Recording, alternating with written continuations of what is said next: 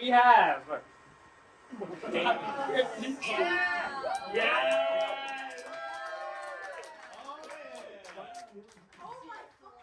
Oh, shit.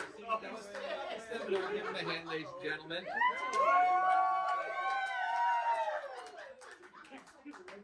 Now, I want to state that I'm here tonight representing HR department. We've had a lot of things going on. We just felt we need to address some things happening. So, it's a wild world out there. We're at a seminar. We're having lots of fun out here. But, ladies and gentlemen, the world is full of monsters.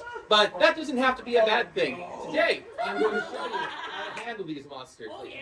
Now, this is meant to be an introductory sort of course. This does not cover everything. And the material presented here is meant to be presented for all genders and sexualities. You will however note that the images tend to lead one way because I have preferences and I made it. So, let's get started here. What makes a monster? What is that difference between a human and a monster, everyone?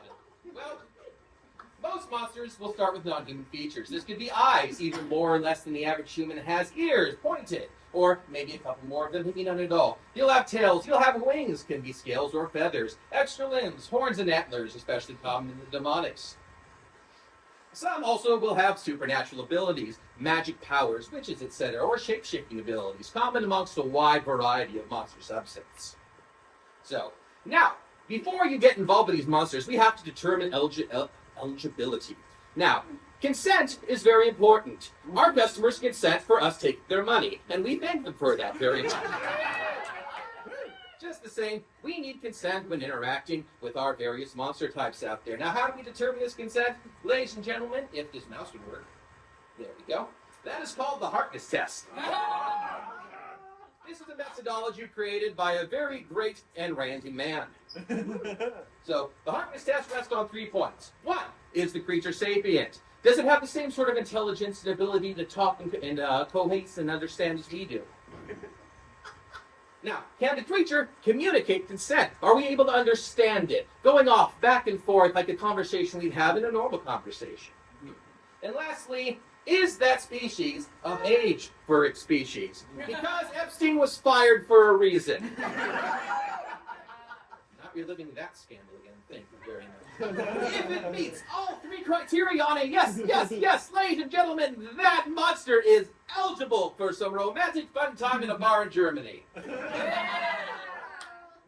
this, of course, brings the question, what kind of monsters are there? Well, the types of monsters out there are relatively limitless. But we're going to get in some of the basic categories and just go over some of the basics today that will help you in future endeavors and encounters.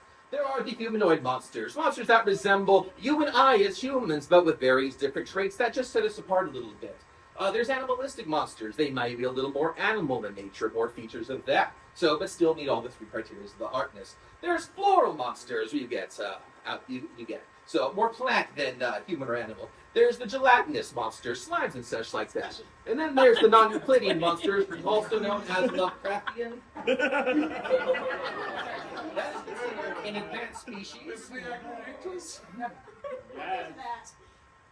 And now, how are we going to determine through our run here? Well, they're safe, risky, and dangerous. Your safe categories have a minimal harm to self when interacting romantically with said creatures. The risky is a possible harm to self with proper protection and beforehand knowledge. Dangerous, you're going to get hurt guaranteed. This is generally the do not try without advanced preparation.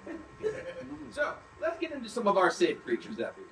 So, as said, low chance of harm to self with proper precautions. You always have to take proper precautions. This is true even amongst the human, everyone. So, I don't think this should be that much of an issue, honestly. So, our safe ones include that we'll go over the beast folk, also known as the furries in this area here. So, goblins, orcs, and imps.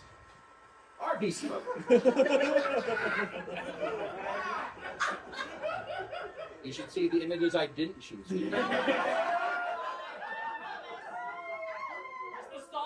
These are the tame ones. Here's the sauce. These folks are colloquially nicknamed furries by today's society, not to be confused with the actual furries running around in the suits. No, these are actual animal-human style hybrids through various means. Could be different creatures from different dimensions. Could be some sort of science laboratory. I hear Sony is working on the Catgirl in lieu of the Walkman these days. Yeah, something to look forward to. The Bespoke, of course, are humanoids with animalistic features. These animalistic features can be taken from mammalian, reptilian, aquatic, insectoid, and avian creatures. So, just about anywhere you go, any creature you see, there can be a humanoid version of that, willing to get a beer and a night at a hotel with you. And now most of the Bespoke also have a minor animalistic behavior. This is based off of their genetic run from their subspecies. Much as many of us have our own hardwires, that stuff included with us, nature versus nurture and all that, their nature tends to lean a little more to the wild side. So, and that can often be traced back if you know your animals. Like the cat Bespoke will often like to push things off of tables. They'll scratch you, but they like to sit in your lap. The dog Bespoke will go running, and the avian Bespoke will mock you relentlessly. I didn't know that you were an avian type, dear. You know what? I'll play polo question for that. Please use caution based on the animal subset. Our next one is goblins. Goblins are a very common and a very popular species picking up these days, mostly because they are pocket-sized fun.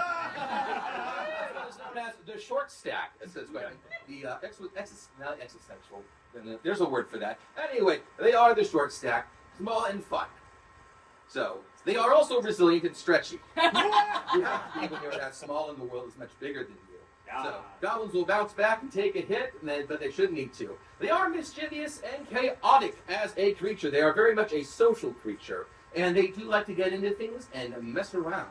So, and a lot of the reason based off of that is their community and relationship base. Goblins do not have a base of personal and self as you and I do.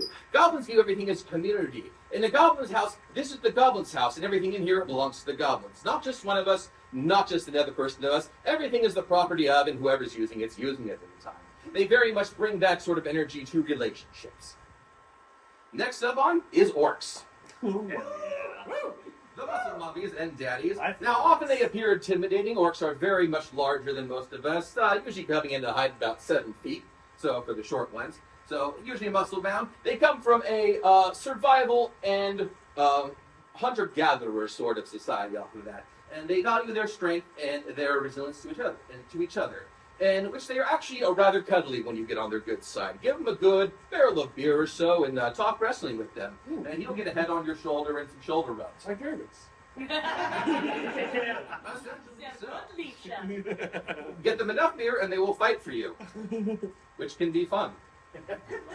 So, they are also experts at barbecue. If you ever need to take a run at that, so that's something to try out for them as well. So, and they are an active lifestyle monster. So be prepared to be jogging and hiking, and again, much like the Germans. Germans just might be orcs. We need to look into that actually for our overseas apartment. Yes, the Hellfolk also coming into reserve. Much popularity as of late. So, the imps, again, denizens of the lower rings of the Lake of Fire. So, but can be a bit of fun. So, they are heat resistant, usually come with horns and tails and all the rest of that. So, they are very crafty and prone to stabbings. So, they'll sneak in, they'll sneak out, and they'll leave you with some cuts. Or if you're their friend, you'll leave someone that you want with cuts as well. They do have a fondness for snacks and tea, so their affection is easily bought. So, that makes it handy when dealing with an invasion in your house. What can go from a break-in and a burglary can easily go to a one-night stand. Again, fire creatures use protection. Good trade deal. Now we're going to move back into the risky section, moving on here. Now, the risky monsters. Our risk department itself is moderate even with proper precautions. Such creatures in this category include wares, slimes, tars, the elementals, and the undead. My. Now, wares is commonly known for werewolf or lycanthropy, but there are many different types of wares. So, based off, there are the were-rat, the were-bear, the were-dolphin. They get all over the place. If there's an animal, again, it can be set to a lycanthropic disease. Now, the question most people ask is, what's the difference between them and the Bespoke? The Bespoke have impulse control. Bespoke are used to having the animalistic kick to them, so they know how to handle it a little better. With wares, on a full moon, you get a high endorphin level and a low cognitive during transformation due to all of that going on, with a low impulse control, and things get messy very quickly if you're not prepared for it. Whoa. So, things can get violent, things can get damaging. So it is recommended, if you have a ware around, keep some good entertainment around, make sure that their enclosure has enrichment going for it, and make sure they're plenty well fed afterward. The transformation takes a lot of calories, and that can reduce the destruction and the harm that happens around you during a transformation sequence. So, other than that, if you like a little unpredictable and definitely rough, wares are definitely a good place to look into. Slimes. Part of the gelatinous subset. As far as your pros goes, It's actually a guy. wobbly jelly bits. It's like snapping a jelly container. Like you ever made like a thing of jelly just like and just wobble, wobble, wobble. That's a slime for you. That's just ASMR fun right there. That is a good time. They do have shape and density control, giving you a various line of features and a various line of sensations in your interactions with them as well. So, what else do we got here? Oh, they can eat anything, like literally garbage disposal style. And that's due to their corrosive nature, so which we're going to get back into as well. So, but on their cons, questionable sapience. The experts are still kind of on the fence about the sapience of slimes. So we're getting into some ethical considerations with them. Just be very careful with the slimes you get with and make sure that you're not just using parent tricks. So, or else it gets kind of weird and then people look at you oddly at the next meeting. Sleep with the boobs, not with the cubes. I'll have HR look into that one. So, again, can eat anything. Corrosive body. This corrosion does not just lead to what it feeds, it's anything it touches. That includes you. So, in that case, personal protective equipment is highly recommended to avoid any sort of dissolving. Also, please do not ingest the slimes. I know it tastes like lime gelatin, but it is not good for your insides. Just do not. So, moving into tars. Centaurs and the minotaurs are the most well-known of the tar subset. The satyrs / fawns, the goat creatures, also included in this area as well. Now, tars are known for being big. You like them large. You like them big. Centaurs. Or minotaurs. Take your pace on that one right there. So, they can also get things off the top shelf. They're very tall. Handy for the goblin in your life.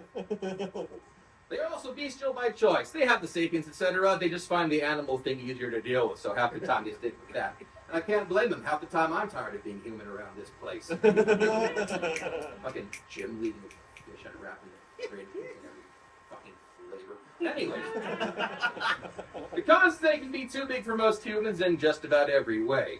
So if you're gonna cuddle, be on top if you have a weaker constitution. They also kind of view violence as a love language based off of that, like a good punch or a kick is how they say hi or deal with things. Most of us, again, do not have the constitution to take a hit for one of these. So, get kicked by a centaur, and you might forget when your next birthday is. So, also, they do have a tendency to shed. You get hair it's worse than cats. It's honestly worse than cats. It's just everywhere. Whether you're licking it or not, it's just everywhere. So, But not as bad as snakes. not as well. Snakes don't have hair. How do they wear hair? Please hold on. But snakes do shed. Yeah. Next up are the elementals. They are literally the physical embodiment of the natural aspects, and they cover fire, water, wind, ice, earth, flora, light, magic, lightning, and sound. So, extensive specialty personal protective equipment is required when dealing with elementals. As in this one here, literally magma. There are ones that are literally ice and literally water. You will burn, you will drown, you will freeze unless you have the proper gear with you, or a good fire resist potion and the whatnot. Also, the elementals have little to no interest in human affairs, as they inhabit their own elemental plane. So that's not. Look, your odds are bad. That's all I'm saying at that point. Don't risk it. So you're better off with other roads. So undead encounters any resurrected dead. These, of course, include the zombie, skeleton, ghosts, flesh constructs, gas whites, and liches. So now, look, they do smell and taste like death. So the decomposition is the thing. There's the rotting, and there's all the rest of that. So the poor hygiene goes along with that. You have bits falling off and the rest of that. Same for the decomposition. There's the other end of it if you get the embalming happening, but then it's like just the whole thing's held together with the chemical and the taste and the rest of that. than the smells for that. So it's honestly, go for personality with the undead, ladies and gentlemen. Physical's not a great time. Now we get into our dangerous creatures. Attempted relationships with the following monsters will result in physical, mental, spiritual harm, and death or undeath. Yeah. These include the cubus, vampires, angelic, sirens, and mermaids. The cubus, commonly known as the succubus or the sex demon. Everyone knows these creatures of legend. They sneak into your room, they drain you of your essence in order to feed themselves. The cubus are non-gendered shapeshifters, and there is no true sex for them. Incubus is top and succubus is bottom. That's how you tell the difference between them. They get you coming and going. It's not that it's like supposed to work. Do not attempt solo! They have more stamina than you. I promise you that. Bring at least 3 friends if you're dealing with the succubus. That'll keep you. You will all have a little juice left at the end of the thing. You'll be able to walk out of there surviving. Also use stamina potions. Vampires are and they're bored. Look, just gentlemen, they're mortal and they're bored. They see humans as food instead of equals. Similar to undead in their various physical characteristics, they will try to drink you. That's just not up for debate at that point. They're going to enjoy talking, playing off. It's a Hannibal Lecter situation every time for vampires.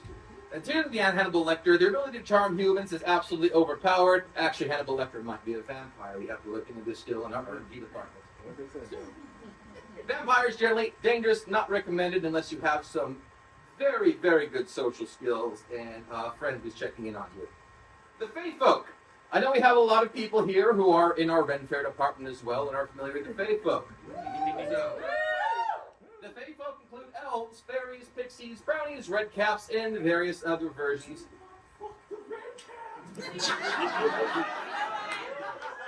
From experience. So, basically, the basic advice guide to dealing with relationships with the Fae Folk is don't. Just don't. They will trick you.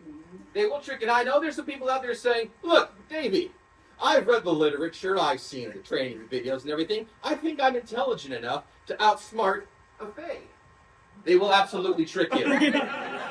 You are going to wind up the pet of some high court member for 100 years, and you will wake up with your name stolen from you 100 years later, unsure where in the mountains you are. That's what happened to our former CEO.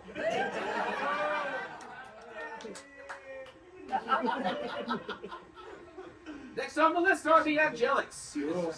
The angelics include the angels, cherubim, Sephirim, archangels, watchers, principalities, dominions, and the reapers, also known as the death angels.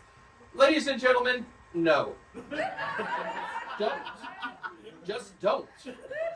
They don't even have genitals. They're angels. They're all eternal virgins. It's part of the whole doctrine and thesis. Look, if the archangels detect naughty thoughts, they're just going to smite you on sight. Do not with the angels. They're their own thing. Save yourself. They are all eyes. That's all they can give.